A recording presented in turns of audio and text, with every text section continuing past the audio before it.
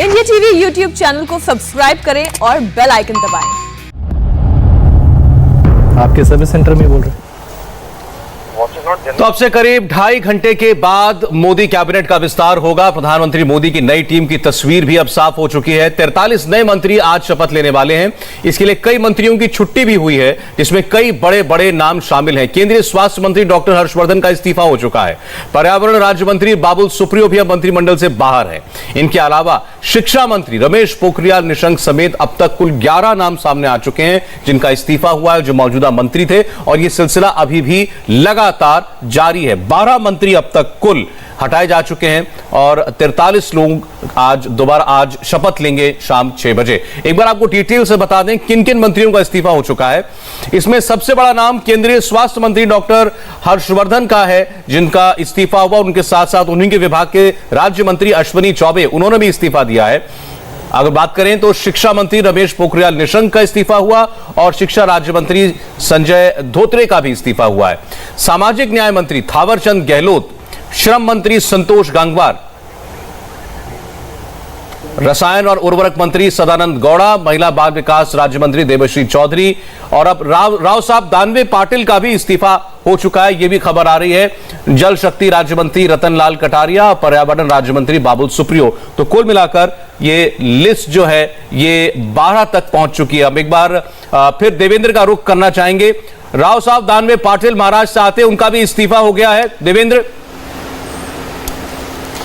जी हाँ सौरभ, उनका भी इस्तीफा हो गया और महाराष्ट्र आप देख रहे हैं कि कौन से नए चेहरे आ चुके हैं। और दूसरी चीज़, जैसा कि मैं पहले आपको बताया था, वो सौरभ बहुत दिलचस्प और महत्वपूर्ण है कि थावरचंद गहलोत के जाने के बाद लगातार इस बात के कयास लगाए जा रहे थे कि आखिर बड़ा दलित चेहरा पार्टी के भीतर या सरकार के भीतर कौन होगा, जिसको आगे आने वाले दिनों में बीजेपी प्रोजेक्ट करना चाहेगी। और उस लिहाज से 7 बार के सांसद, इस बार वो 7वीं बार सांसद हैं। मध्य प्रदेश के टीकमगढ़ के ही रहने वाले हैं। थावरचंद गहलोत भी मध्य प्रदेश के रहने वाले थे, वीरेंद्र कुमार भी मध्य प्रदेश के रहने वाले हैं। और जो तस्वीरें हैं, प्रधानमंत्री जब बात कर रहे हैं सांसदों से, तो उन तस्वीरों में आप देखें तो ज्योतिरादित्य सिंधिया के साथ वो बैठे हुए हैं और तीसरी बार लगातार वो टीकमगढ़ से जीते हैं। इसके पहले 4 बार वो सागर से जीते थे और मोदी सरकार बन में वो राज्य मंत्री भी थे। हालांकि इस बार के सरकारी कार्यकाल में उनको शामिल नहीं किया गया था, पहला जब मंत्रिमंडल गठन हुआ। लेकिन जब सांसदों को शपथ दिलाया जा रहा था, तब उनको प्रोटेम स्पीकर बनाया गया था और उन्होंने सांसदों को शपथ दिलाई थी। अब क्योंकि थावरचंद गहलोत ने वो रास्ता साफ किया, वो जगह खाली की है और वहाँ पर उस बड़े दलित चेहरे को सरकार में वीरेंद्र कुमार पूरा करेंगे। और सरकार का, आप कहें मोदी सरकार का सबसे बड़ा दलित चेहरा एक तरह से, तो क्योंकि वो केंद्रीय कैबिनेट मंत्री होंगे, तो वो वीरेंद्र कुमार के तौर पे दिखाई दे रहे हैं, ज्योतिरादित्य सिंधिया के ठीक बगल में बैठे हुए हैं तस्वीरों में। सौरभ जी, लेकिन ये जो संख्या 12 तक इस्तीफा देने वालों की आई है, तो अभी क्या ये सिलसिला अभी और चल सकता है आपकी नजर में देवेंद्र? जी हाँ, निश्चित तौर पर सौरभ, जैसे प्रताप चंद्र सारंगी जो कि उड़ीसा के सांसद हैं और एमओएस यहाँ पे फिशरी डिपार्टमेंट में भी एमओएस थे, एक दूसरे में भी एमओएस थे, उनका इस्तीफा भी आज हो गया है। प्रताप चंद्र सारंगी का इस्तीफा ले लिया गया।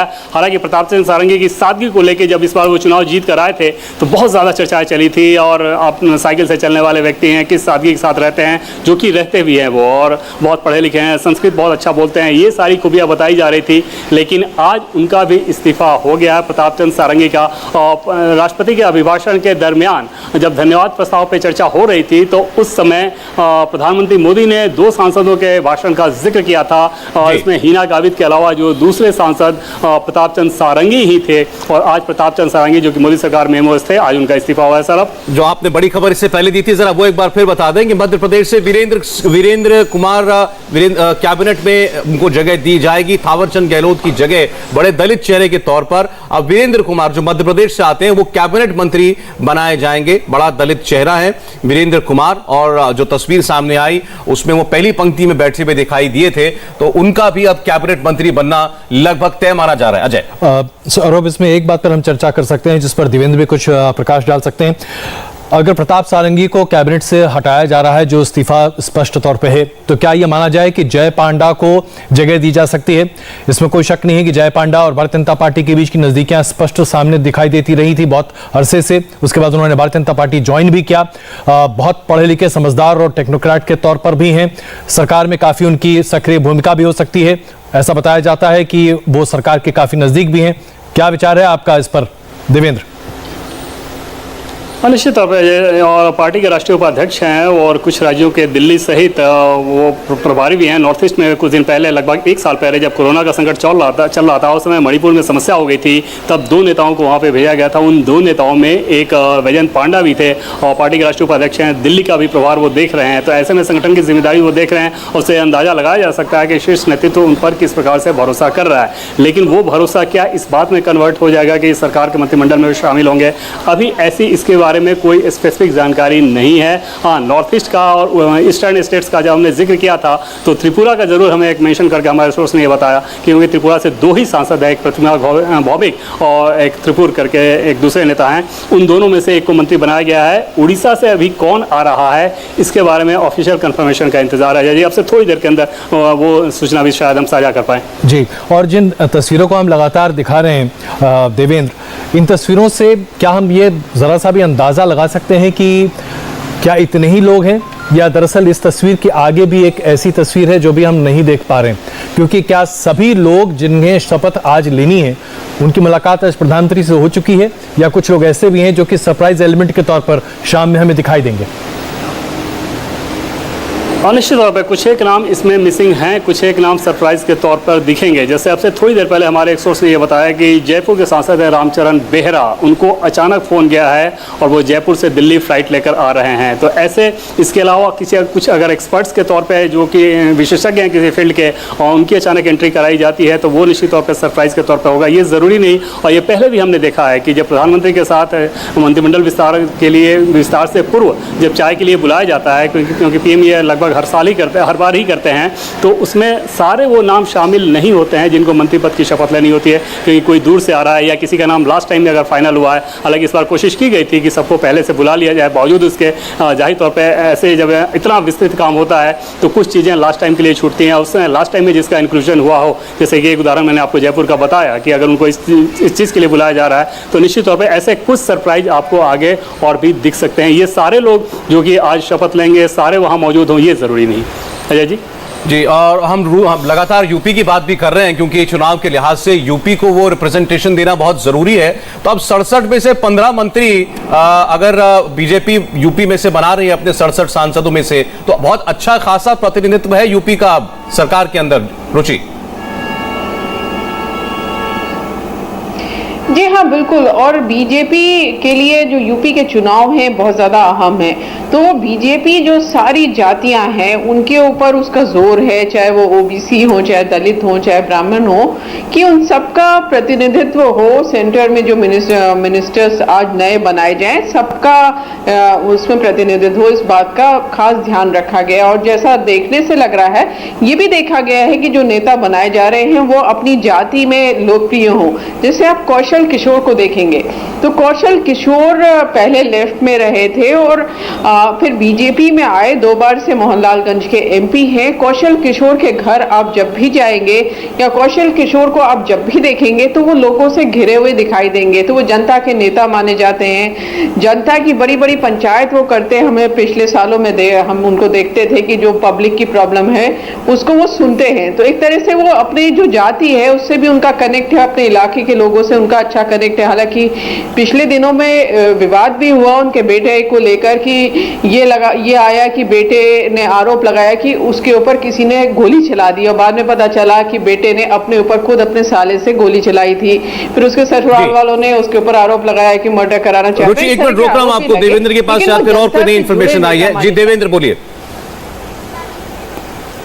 सौरभ, अभी जो अजय जी पूछ रहे थे कि क्या वैजयंत पांडा को जगह मिल सकती है, उड़ीसा से किसको जगह मिलेगी, तो मयूरभंज के जो लोकसभा सांसद हैं महेश्वर टुड्डू वो आज मंत्री पद की शपथ लेंगे और प्रताप चंद्र सारंगी के इस्तीफे से जो सीट खाली हुई है उस सीट को भरेंगे महेश्वर टुड्डू।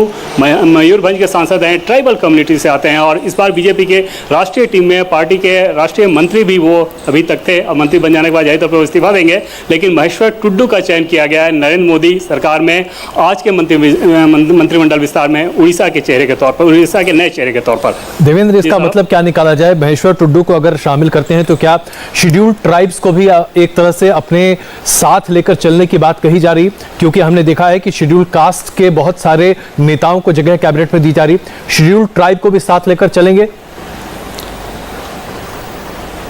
जी हाँ, ये निश्चित तौर पे, और ये जानकारी हम लोग लगातार आज सुबह से ही दे रहे हैं। आज सुबह से नहीं, इनफैक्ट कल शाम से दे रहे हैं कि शेड्यूल्ड ट्राइब की बात कर लें, शेड्यूल्ड कास्ट की बात कर लें या ओबीसी की बात कर लें, तो इन तीनों के लिहाज से ये बहुत ज़्यादा अहम रहेगा मंत्रिमंडल विस्तार। और जो हमारे सोर्सेज हैं वो ये बता रहे हैं कि कई मामलों में ये ऐतिहासिक होगा।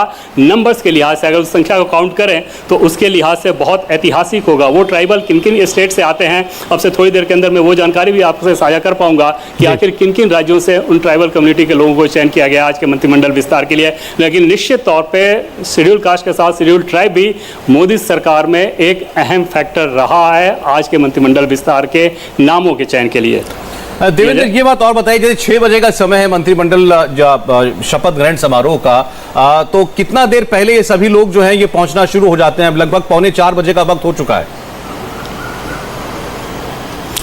और तकरीबन 4:15 के बाद आप देखेंगे कि वहाँ पे अंदर एंट्री लोगों की शुरू हो जाएगी, क्योंकि कोविड प्रोटोकॉल का बहुत सख्ती से पालन किया जा रहा है। और आज की तस्वीरों को भी अगर आप देखें तो प्रधानमंत्री निवास पे ये सारे लोग जो पहुँचे हुए हैं, आप देखें कि सोशल डिस्टेंसिंग का किस प्रकार से इस्तेमाल किया गया। सारे लोग, इवन जो टॉप लीडर्स बैठे हैं, पीएम मोदी, अमित शाह, BL संतोष, JP नड्डा या नितिन गडकरी, इन सारे लोगों के बीच की भी जो दूरी है, उससे आप अंदाज़ा लगा सकते हैं कि कोविड प्रोटोकॉल का किस सख्ती से टॉप लेवल पर पालन किया जा रहा है। आज की वो झलक राष्ट्रपति भवन में भी दिखेगी। ऐसी स्थिति में जाहिर तौर पे इन नेताओं को जिनको शपथ लेना है थोड़ा पहले पहुंचने को कहा गया है, क्योंकि एक प्रक्रिया की तरह एक डिस्टेंसिंग रखते हुए उन सबको वहां पे अंदर हॉल में बुलाया जाएगा और वहां पे उनकी एंट्री होगी। और राष्ट्रपति भवन से जुड़े हुए जो सोर्सेज है वो हमें ये बता रहे हैं कि पूरी प्रक्रिया में, शपथ ग्रहण समारोह में, पूरी प्रक्रिया के दौरान हर एक स्तर पर कोविड प्रोटोकॉल का बहुत सख्ती से पालन किया जाएगा। और ये सिर्फ उन लोगों के लिए नहीं है जो वहाँ शपथ लेने आ रहे हैं या गेस्ट के तौर पर आ रहे हैं, बल्कि उन लोगों पर भी लागू है जो कि राष्ट्रपति भवन के अधिकारी हैं, वही रहते हैं और उन्हें उस कार्यक्रम में शिरकत करना है। उनकी टेस्टिंग वगैरह भी सारी चीज़ें की गई हैं जिन लोगों को आज वहाँ पर मौजूद रहना है। सौरभ, एक बार निर्णय के पास हम चलना चाहेंगे, हमारे साथ अहमदाबाद से जुड़े हुए हैं। निर्णय, एक बात तो बिल्कुल साफ है कि आज की ये जो एक्सरसाइज है ये बहुत बहुत बड़ी एक्सरसाइज है। ये कोई छोटा मोटा मंत्रिमंडल विस्तार या अब हम कहें कि विभागों का परिवर्तन नहीं होने जा रहा है, एक आमूलचूल परिवर्तन है।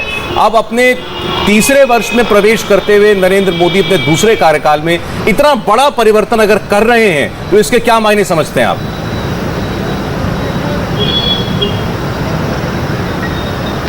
देखिए, एक बहुत क्लियर कट मैसेज इसमें है कि जो डिलीवरी का प्रोसेस है सरकार का उसको और स्पीड अप करना है।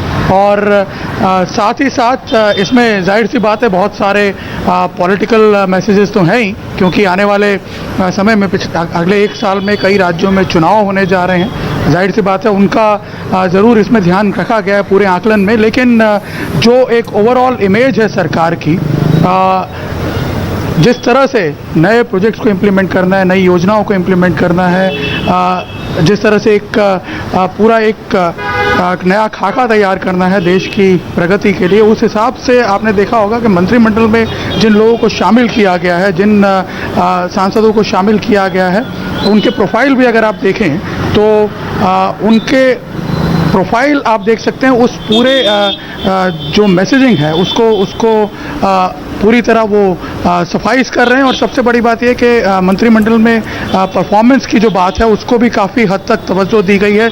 जब कुछ मंत्रियों को एलिवेट भी किया जा रहा है, उन्हें अच्छे पद अब दिए जा रहे हैं, कईयों को ड्रॉप किया गया है। तो ओवरऑल आप देख सकते हैं कि एक मैसेज जो सबसे बड़ा बाहर निकल करके आ रहा है वो है डिलीवरी का। सरकार एक फास्ट पेस में डिलीवरी करना चाहती है, क्योंकि वैसे भी आपने देखा होगा कोविड इस पीरियड के दौरान बहुत सारा समय जो है वो वेस्ट हुआ है नई परियोजनाओं को इम्प्लीमेंट करने में। और ऐसे में अब जब चीज़ें कंट्रोल में आ रही हैं, जाहिर सी बात है ये एक ऐसा समय है जब सरकार चाहेगी कि ज़्यादा प्रगतिशील तरीके से आगे बढ़ा जाए। और शायद उसी को ध्यान में रख के एक पूरा ओवरऑल पिक्चर जो है वो देश के सामने प्रेजेंट किया जा रहा है। इसमें राजनीतिक कारण ज़रूर हैं, जैसा मैंने पहले बताया बहुत जो राज्यों में चुनाव हो रहे हैं, जैसे गुजरात में अगले साल चुनाव होने वाले हैं, तो ये जो नए चेहरे इंक्लूड किए गए हैं या जो प्रमोट किया गया दोनों मंत्री को, तो उसमें उसके पीछे कई पॉलिटिकल रीजंस भी हैं।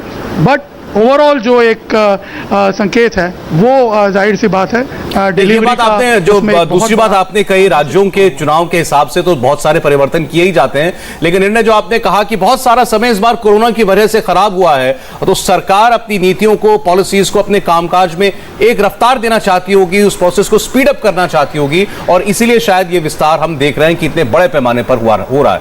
एक छोटा सा ब्रेक, लौटते हैं जब।